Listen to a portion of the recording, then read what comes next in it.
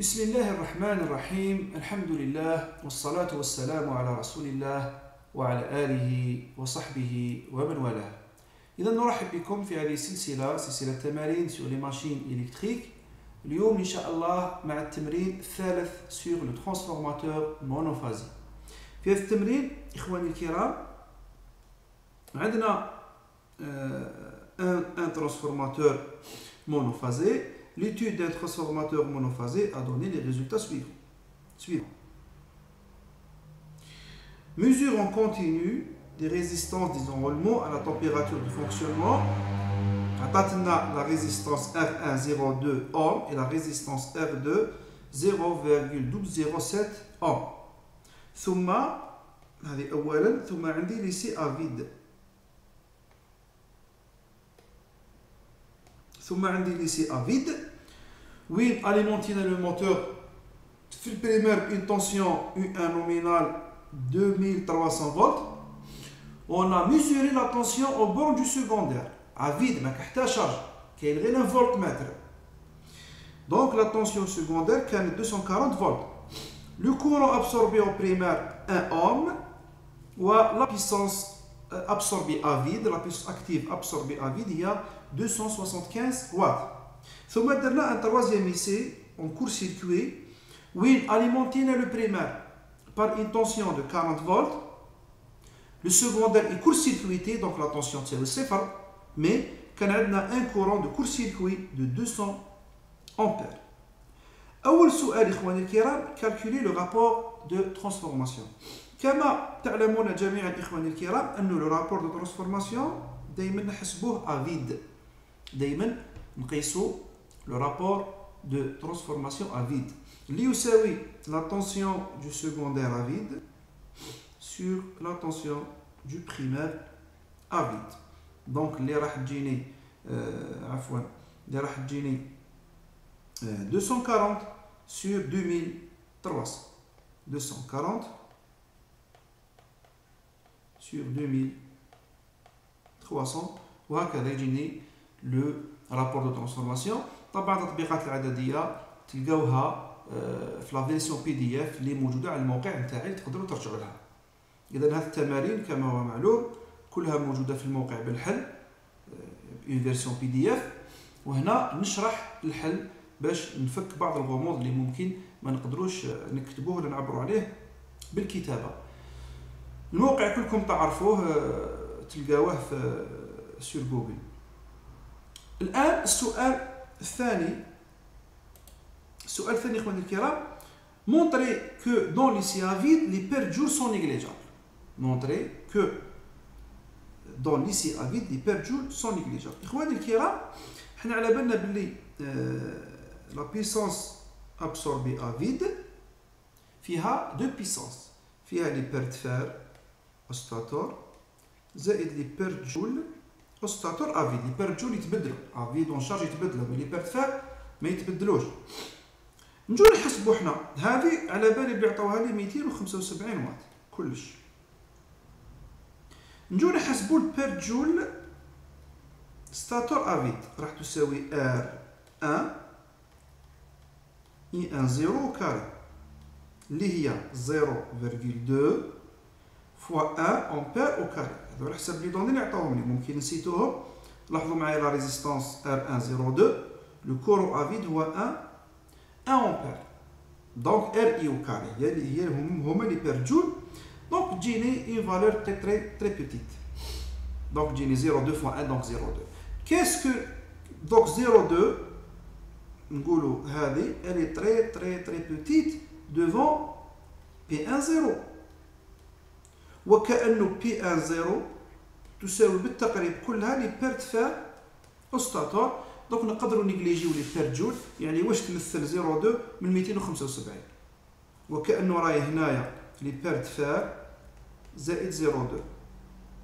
دونك ميم كي تنحي 0,2 تقريبا لي بيرت فير تساوي كامل لا بويسونس ابسوربي ا فيد. دونك لي بيرت جول سون نيجليجي ا فيد.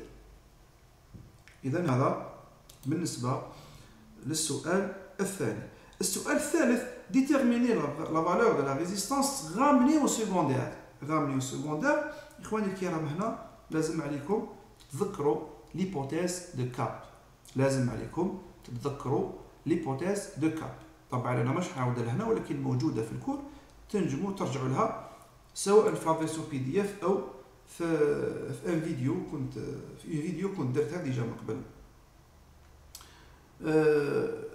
ار اس لا ريزيستانس رامي سكوندير راح تساوي ار 2 زائد ام كاري ار. دونك يسوفي رومبلاسي لي فالور. هذه حسبناها من لا كيستيون الاولى وهذو سون دي دوني. هذه بالنسبه لا ريزيستانس رامي سكوندير. دونك لو رابور حسبناه، لي بيرد سول نيجليجابل حسبناه، لا فالور دو ريزيستانس رامي سكوندير ار اس حسبناها. الان يقول لك كالكولي لا بيسونس بي ان سي سي. بي ان سي سي اخواني الكرام ما هي الا لا ريزيستانس رامي سكوندير في اي 2 سي سي او كاري. هذه هي لا بيسونس اون كور سيركوي. طبعا تقريبا الترانسفورماتور كله تطبيقات يعني عدديه، تطبيقات لقوانين كنا شفناها في الكور، ما كاش يعني حاجه يعني غامضه ولا ديترميني اكس اس. ديترميني هنا نحسب لا بيسونس وهنا ديترميني اكس اس. اكس اس اخواني الكرام تساوي زد اس او كاري ناقص ار اس او كاري. لماذا اخواني الكرام؟ لاحظوا معايا جيدا، لانه احنا على بالنا باللي زد تساوي زد اس طبعا تساوي ار اس بلس جي اكس اس، هذه معروفه من الالكتروتكنيك. دونك لو موديل زد اس او كاري يساوي ار اس او كاري زائد اكس اس او كاري. دونك كي نحب نحسب اكس اس راح تساوي لا راسين تاع زد اس او كاري زائد ار اس او كاري. حنا واش عندنا؟ هذه سيتو هذه ديجا كالكولي، هاي هنا بقات لنا كيفاش نحسبوا زد اس. زد اس كذلك اخواني نحسبوها من ليبوتيز دو كاب اللي قريناها. لازم ما تنساوش لو موديل دو كاب هذاك، ما لازمش تنساوه كامل. سي لو فوت تحطوه قدامك حطوه قدامك. زد اس تساوي ام يو ان سي سي sur I2 سي سي. نتاكد فقط من لا فورمول عاد نكون نسيتها لانه خاطر اختار نسى لي فورمول انايا. اذا راني صحيح اخواني الكرام ام يو ان سي سي سور I2 سي سي. طبعا قلت لكم لازم اخواني الكرام لو موديل دو كاب يكون قدامكم. هذه هي. اذا هذه لا فورمول مانيش غلط فيها، راني سوا لو رابور دو ترانسفورماسيون سيت اون دوني حسبناها. هذا عطوه لنا 40 فولت الى شفيتو، هذا عطوه لنا 200 امبير، وهكذا قدرنا نحسبوا زد اس. اون فوا عندك زد اس تقدر تحسب اكس اس اللي راح تساوي لا راسين دو زد اس او كاري زائد ار اس او كاري او ناقص لانه كلكم تعرفوا بلي زد اس او كاري تساوي ار اس او كاري زائد اكس اس او كاري. دونك راح تكون بالناقص، مانيش عارف هنا اسكو درت الموان ولا غلط. هنا ناقص. اذا بهذه الطريقه نقدر نحسب اكس اس. نروح نشوف الان اخواني الكرام، نروح نشوف السؤال اللي موراه. ديتيرميني با لا ميثود دو فوتر شوا كيما تحب انت لا tension au bord du secondaire lorsqu'il débite un courant d'intensité I2 de 180 ampères dans une charge capacitive de facteur de puissance 0,9. ومن بعد يقول لك كالي الوغ لو روندمون. بون هذه نخلوها نجول 6. طبعا اخواني الكرام هنا اللي بنحوسوا حنايا جي وحدها، حنا كلنا نعرفوا بلي عندي اون شوت دو طونسيون كي يكون لو ترانسفورماتور يخدم اون شارج اللي تساوي لا طونسيون ا فيد moins la tension U2 au borne de la charge. Donc, on a une chute de tension. À vide, on a U2 0. Qui place une charge, j'ai U2 أقل من U2 0. Donc, il y a une chute de tension qui بسبب la charge اللي درناها بالترانسفورماتور. سواء ريزيستانس، اندكتونس، كاباسيتي. وشنو تختلف؟ على حسب لا ناتور، تبلاسي ان كوندونساتور ولا اون بوبين ولا اون ريزيستانس ولا ار سي ولا ال سي ولا طبعا تختلف. المهم القانون واش يساوي تاع دلتا يو؟ دلتا يساوي ار اس اي 2 كوس في تاع لا شارج اللي زدناها زائد اكس اس اي 2 سينوس في. دونك نقدر نحسب اي 2 اجل هذه تساوي هذه. دونك واش ولات في الحقيقه؟ اي 2 0 ناقص اي 2 تساوي ار اس اي 2 كوس في زائد اكس اس اي 2 سينوس في. دونك نقدر فاسيلمون نخرج اي 2 تساوي اي 2 0 ناقص ار اس اي 2 كوسينوس في بلس اكس اس اي 2 سينوس في. لانه نقدروا حتى نخرجوها منا، نضربوا هذه في الناقص تولي هذه في الناقص تولي هذه بلس وتولي اي 2 تساوي اي 2 تساوي اي 2 0 موان دلتا يو كيما راكم تشوفوها هنا.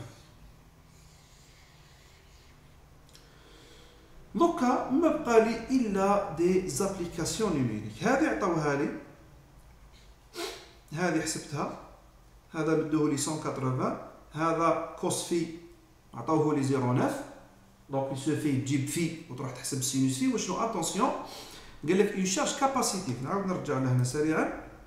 هنا قال لك اون شارج كاباسيتيف. دونك كي تجي السينوس في لازم تدي اصغر من الصفر. دونك هذا سي كوس في راه واضح خلاص. بصح في السينوس سي مادام كاباسيتيف تديه بالسالب باش تعرف دير لابليكاسيون نيميريك ومن بعد تحسب ديريكتومون يو 2 نتاعك. هذا بالنسبه للسؤال السادس. الان بقى لنا اخر سؤال وهو كيلي الوغ لو روندمون. بالنسبه لو روندمون اخواني الكرام في الترانسفورماتور لازم كلكم تعرفوا بلي لو روندمون هو عباره على لا بيسونس سكوندير سور لا بيسونس اوبريمير. لا بيسونس سكوندير ما هي الا U2 I2 كوس في 2. طبعا تسقسيني I2 هنا شكون اللي عطاوه لنا الاخر غير ماف باسكو نحسبو اون شارج لو روندمون يكون اون شارج. دونك I2 عندي راني حسبتو I2 هو اللي عطاوه لي 180 كوسينوس فيه هو اللي عطاوه لي 0.9. دونك P2 محسوبه بقات لي P1. بالنسبه ل P1 يا اخواني الكرام هي عباره عن P2 واحد زائد البير جول ستاتور زائد لا بيسونس ابسوربي افيد. وهكذا اخواني الكرام نقدر فاسيلمون نحسب لو روندمون تاعي. طبعا هذه رانا حسبناها، هذه سيتين دوني، هذه هي ار اس اي 2 اوكا باختصار. اذا اخواني الكرام اون فوا تحسب بي 1 بي 2 تقدر فاسيلمون تحسب لو روندمون نتاعك. وهكذا نكونوا وصلنا الى نهايه هذا التمرين. نتمنى ان الامور تكون مفهومه، واظن انها مفهومه لانه مجرد تطبيقات مباشره لقوانين موجوده، يعني ما كانش خطوتين ثلاثه باش نلحقوا الحل كما كنا نشوفوا في بعض التمارين تاع الكتروتكنيك. الترانسفورماتور هو يعني سهل، تطبيقات مباشره، يسوفي برك تستحضر لي فورمول اللي تخدم بهم. الى تمرين اخر ان شاء الله، استودعكم الله. السلام عليكم ورحمه الله وبركاته.